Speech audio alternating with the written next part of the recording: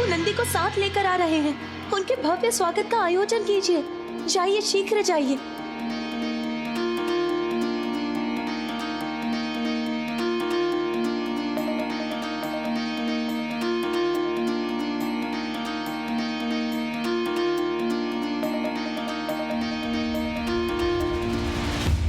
महादेव स्वयं नंदी का हाथ पकड़कर कैलाश की ओर ला रहे हैं। एक भक्त के लिए भला इससे बड़ा और क्या वरदान हो सकता है।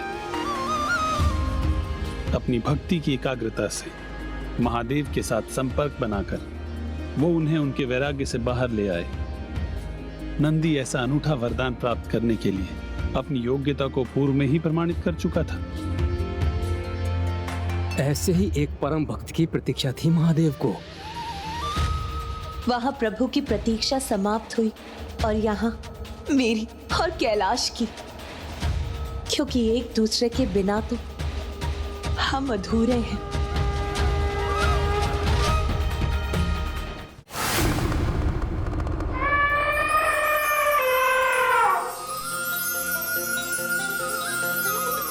कितना अद्भुत होगा ना वो दृश्य, जब पिताश्री के साथ नंदी जी के आगमन से समस्त कैलाश आनंदित हो गया होगा।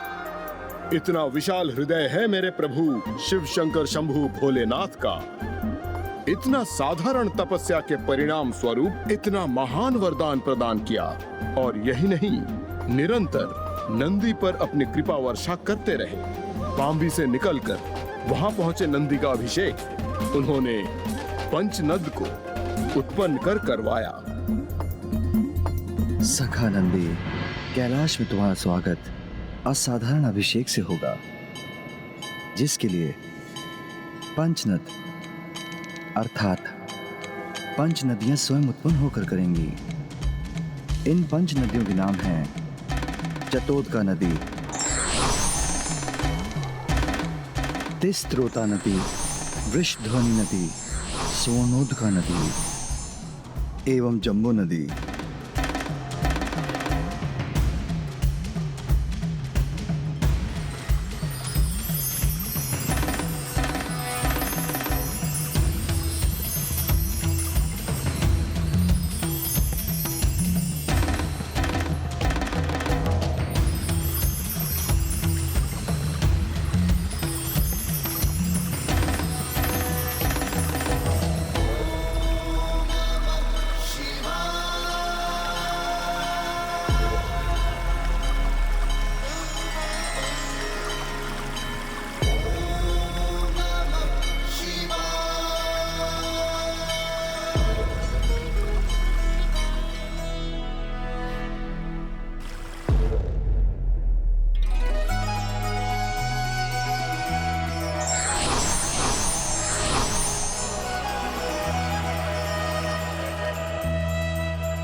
नंदी के अभिषेक हेतु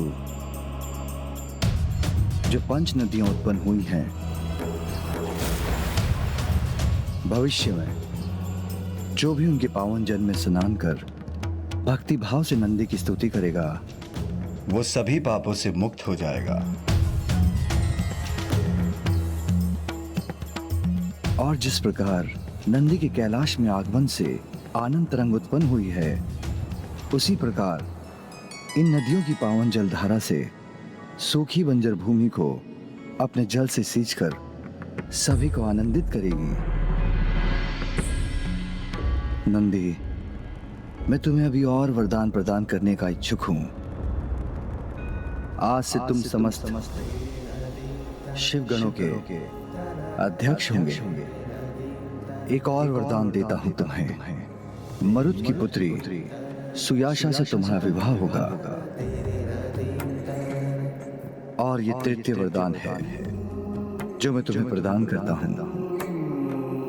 अब तुम जीवन मृत्यु के चक्र से मुक्त होकर सदा कैलाश में ही निवास करोगे, और तुम्हारे समस्त पितरों के साथ तुम्हारे पिता को भी कैलाश में स्थान प्राप्त होगा। और तुम मेरे स्वामी जगत पिता महादेव को उनके वैराग्य से बाहर लेकर आए।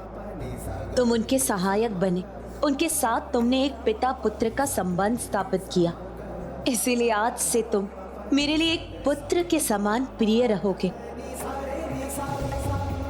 पिताश्री और माँ का इतना अपार स्नेह पाकर उनसे इतने वरदान प्राप्त कर तो नंदी जी कृतार्थ हो गए होंगे लंकेश।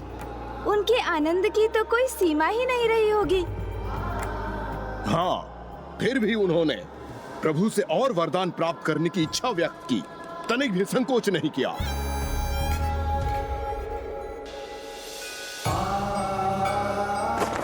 प्रभु, मुझे मेरे बाल्यपन से सदैव ऋषभ बुद्धि के नाम से संबोधित किया जाता है और आज मुझे स्पष्ट दिखाई दे रहा है कि आपके साथ सदैव रहने वाली इस पताका पर यह वृषभ अंकित है। महादेव की इस पताका पर अंकित ये वृषभ का चिन्ह धर्म का प्रतीक है।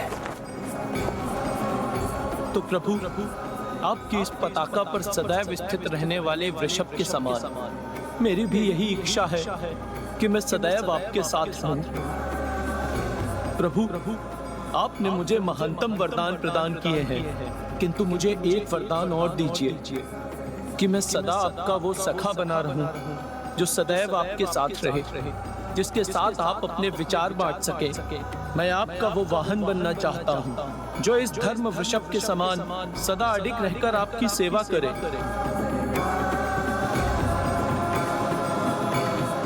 मैं आपका वो भक्त बनना चाहता हूँ जो सदैव आपकी भक्ति हेतु आपके समक्ष प्रस्तुत रहे।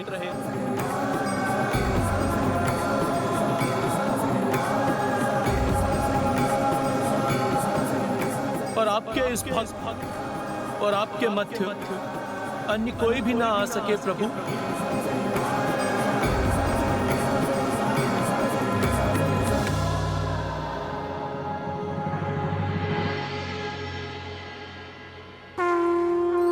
तथास्तु नंदेश्वर, तथास्तु नंदेश्वर, तथास्तु नंदेश्वर।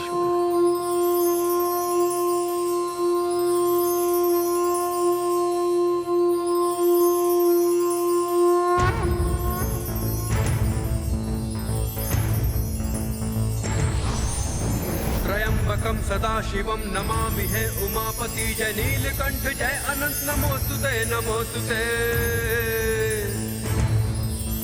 हो भोलेनाथ भक्तों के हो कष्ट से निवारते, ये सृष्टि सारी संकटों से शिव ही है उबारते। ओम नमः शिवाय, ओम नमः शिवाय, ओम नमः शिवाय, ओम नमः शिवाय, ओम नमः शिवाय, ओम नमः शिवाय। कठोर तप शिनाद ने जो पुत्र के लिए किया, स्वयं ही पुत्र रूप में प्रकट होने का वर दिया। लिया जो जन्मभूमि से शिलाद ने ग्रहण किया, आनंदमय हो आपको नाम नंदी का दिया। ओम नमः शिवाय, ओम नमः शिवाय, ओम नमः शिवाय, ओम नमः शिवाय, ओम नमः शिवाय, ओम नमः शिवाय। हुआ जो ज्ञान अल्प आयु का तो घोर तप किया, अमरता का था पाया वर शिव जी जो प्रसन्न हुए। अडिग हो अपने लक्ष्य से, मृत्युमय से मुक्त हो, अधिपति गणों के बन के आज भी नियुक्त हो। ओम नमः शिवाय, ओम नमः शिवाय। अब स्वामी की वो मुस्कुराहट जिसको देखने के लिए मैं ही नहीं समस्त जगत व्याकुल हो उठा था, वो स्वामी के चेहरे पर लौट आई। ओम नमः शिवाय।